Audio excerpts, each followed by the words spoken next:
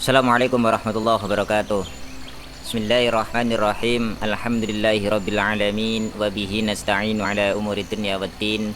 Wassalatu wassalamu ala sayyidil mursalin sayyidina Muhammadin wa ala alihi wa sahbihi ajma'in. Amma ba'du. Sahabat Ngopi Nusantara yang dirahmati oleh Allah Subhanahu wa taala. Al-Qur'an adalah kalam Allah yang diturunkan kepada baginda Nabi Muhammad sallallahu alaihi wasallam sebagai pedoman hidup agar kita selamat di dunia dan di akhirat.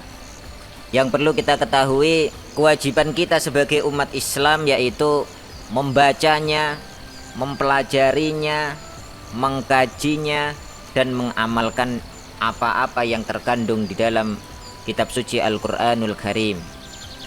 Tapi sebelum itu semua, tidak ada salahnya jika kita mengetahui lebih jauh kapan Al-Quran diturunkan, bagaimana Al-Quran diturunkan.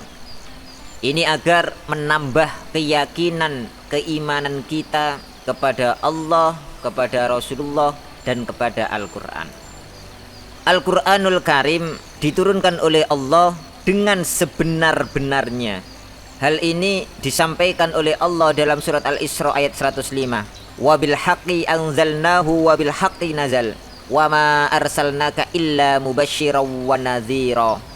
Dan kami turunkan Al-Qur'an itu dengan sebenarnya, dan Al-Qur'an itu turun dengan membawa kebenaran. Dan kami mengutus engkau Muhammad hanya sebagai pembawa berita gembira dan pemberi peringatan. Jumhurul ulama membagi proses turunnya Al-Qur'an, bagaimana Al-Quran diturunkan, menjadi 3 periode.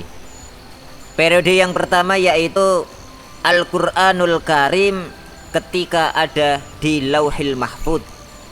Pada periode ini tidak ada seorang pun yang mengetahui posisi keberadaan Al-Quran, dalam bentuk apa, dibawa malaikat atau tidak, hanya Allah yang maha tahu. Tidak ada yang tahu selain Allah Subhanahu wa ta'ala. Informasi yang sampai kepada kita bahwa Al-Quran ada di Lauhil Mahfud, hanya itu. Berupa apa, di mana, dan sebagainya, hanya Allah yang maha tahu. Hal ini seperti yang terdapat dalam surat Al-Buruj ayat 21 dan 22. Bal huwa Qur'anum Majid fi lauhim mahfud. Bahkan yang didustakan itu ialah Al-Quran yang mulia, yang tersimpan dalam tempat yang terjaga, Lauhil Mahfud. Disebutkan pula dalam surat Al-Waqiah ayat 77 dan 78. Innahu laqur'anun karim fi kitabim maknun. Dan ini sesungguhnya Al-Quran yang sangat mulia dalam kitab yang terpelihara, Lauhil Mahfud. Dari ayat-ayat tersebut di atas tidak diterangkan dalam bentuk apa Al-Quran disimpan di Lauhil Mahfud, berupa apa, posisinya di mana, hanya Allah yang tahu. Kita hanya perlu iman bahwa Al-Quran berada di Lauhil Mahfud. Itu periode yang pertama. Periode yang kedua yaitu Al-Quran diturunkan oleh Allah dari Lauhil Mahfud ke langit dunia atau Baitul Izzah. Di antara para ulama, sebagian besar mengemukakan bahwa Al-Quran diturunkan dari Lauhil Mahfud ke langit dunia secara keseluruhan. 30 juz seperti yang kita kenal saat ini. Allah menurunkannya secara langsung, secara keseluruhan, tidak berangsur-angsur seperti halnya ketika nanti diwahyukan kepada Rasulullah Muhammad sallallahu alaihi wasallam.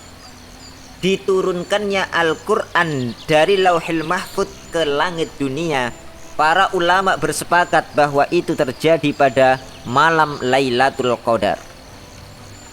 Di antara ayat-ayat yang menguatkan pendapat tersebut adalah firman Allah dalam surat Al-Qadar ayat pertama.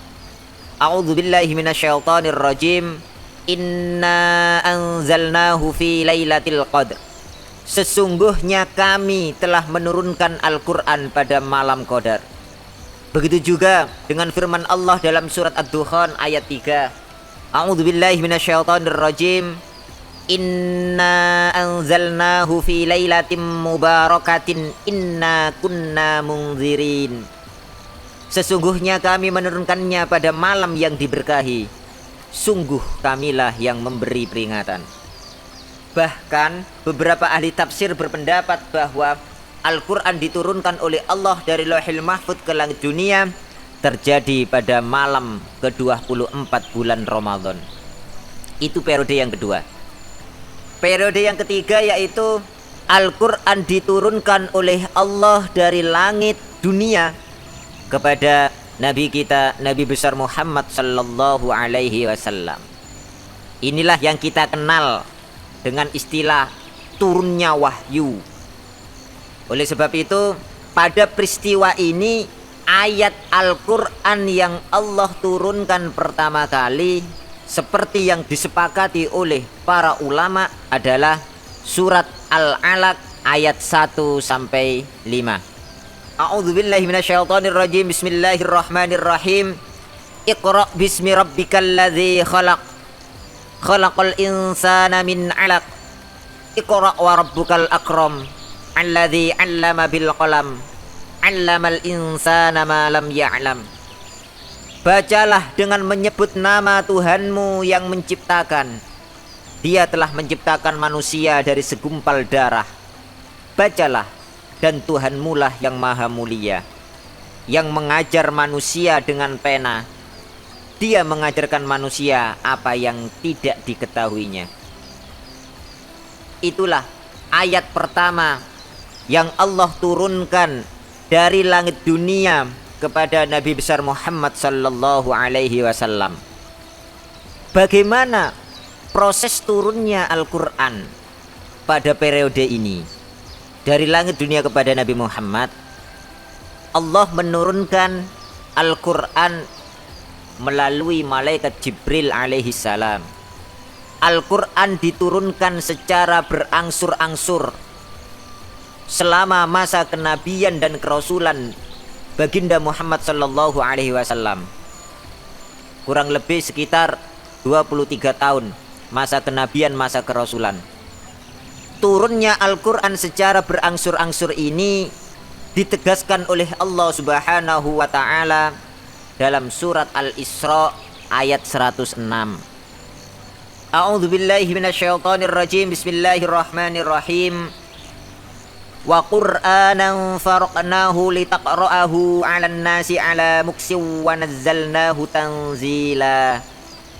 Dan Al-Quran kami turunkan berangsur-angsur agar engkau Muhammad membacakannya kepada manusia perlahan-lahan, dan kami menurunkannya secara bertahap. Jadi Al-Quran diturunkan oleh Allah kepada Nabi Muhammad sallallahu alaihi wasallam berangsur-angsur selama masa kenabian, masa kerasulan, sekitar 23 tahun. Al-Quran diturunkan oleh Allah melalui perantara malaikat Jibril alaihi salam. Hal ini didasarkan pada hadis yang diriwayatkan oleh Imam Bukhari dan Muslim bahwa Nabi Muhammad sallallahu alaihi wasallam menerima wahyu dalam dua keadaan. Keadaan yang pertama, terdengar seperti suara lonceng yang berbunyi keras, dan dikatakan bahwa cara ini yang paling berat bagi Rasulullah Muhammad sallallahu alaihi wasallam. Hal ini juga sebagaimana yang difirmankan oleh Allah dalam surat Al-Muzammil ayat 5. Inna sanulqi 'alaika qawlan tsaqila. Sesungguhnya kami akan menurunkan perkataan yang berat kepadamu. Ini keadaan yang pertama yang dirasa paling berat bagi Rasulullah Muhammad sallallahu alaihi wasallam. Keadaan yang kedua yaitu bahwa malaikat Jibril datang kepada Nabi Muhammad sallallahu alaihi wasallam dalam keadaan seperti manusia biasa, menyerupai seorang laki-laki. Malaikat Jibril mendatangi dan menyampaikan wahyu kepada Rasulullah Muhammad sallallahu alaihi wasallam. Itulah cara-cara Al-Quran diturunkan oleh Allah kepada Nabi Muhammad sallallahu alaihi wasallam. Jadi sekali lagi bahwa para ulama membagi 3 periode turunnya Al-Qur'an. Periode pertama yaitu periode Al-Qur'an di Lauhil Mahfuz.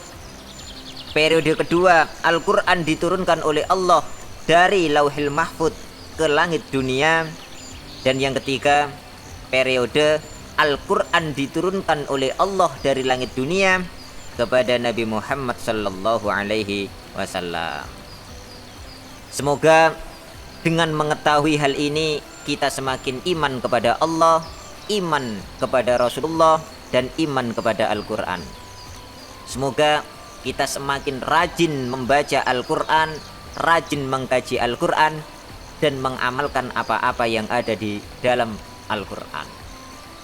Itulah tadi pembahasan kita kali ini. Semoga sahabat Ngopi Nusantara semuanya dirahmati oleh Allah Subhanahu wa taala. Akhiran, assalamualaikum warahmatullahi wabarakatuh.